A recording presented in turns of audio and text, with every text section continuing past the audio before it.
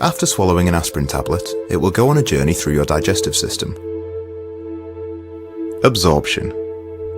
The tablet will travel down the esophagus into the stomach, where it is dissolved into much smaller particles.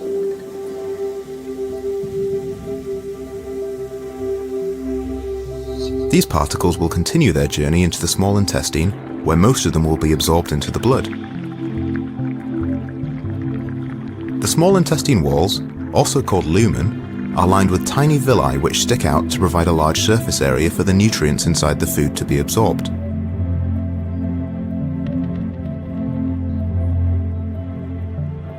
Looking closer at these villi, you can see they have a rich blood supply and they are covered in a thin layer of epithelial cells. The aspirin molecules will work their way through the epithelial cells and into the bloodstream, where they are carried around the body. Distribution. Blood plasma contains complex molecules called albumin. Albumin is a protein made by the liver which transports nutrients around the body. Albumin also binds to drugs that enter the bloodstream. Here you can see some of the aspirin molecules binding to the albumin.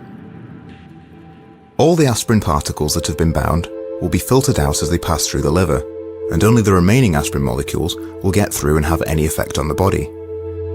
Different drugs will bind to albumin in different amounts depending on their affinity for plasma protein. The next stop on the journey is the liver.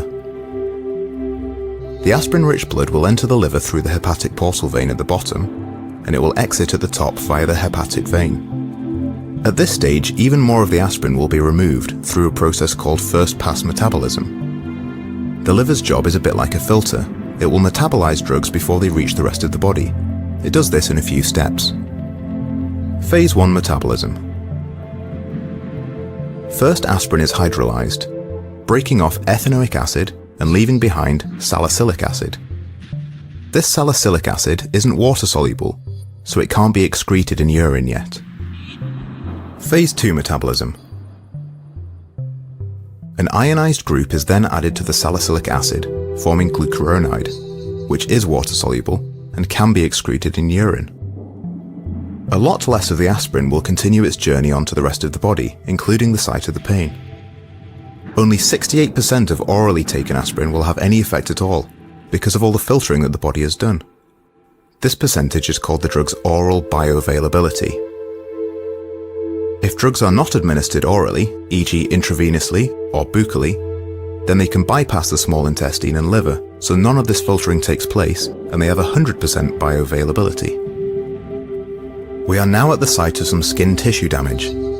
Tissues in the skin are creating prostaglandins, which are causing inflammation. The prostaglandins are sending messages to the nerves in the skin responsible for the sensation of pain. Once the aspirin arrives in the blood supply at the site, it prevents the production of prostaglandins in the tissue, which will reduce the swelling and stop the messages being sent to the nerves that are perceived as pain. Excretion. Any remaining aspirin in the blood will go round and round the blood supply, going back through the liver several times until it is all used up or filtered out of the body. It travels into the kidneys and then into the bladder for excretion.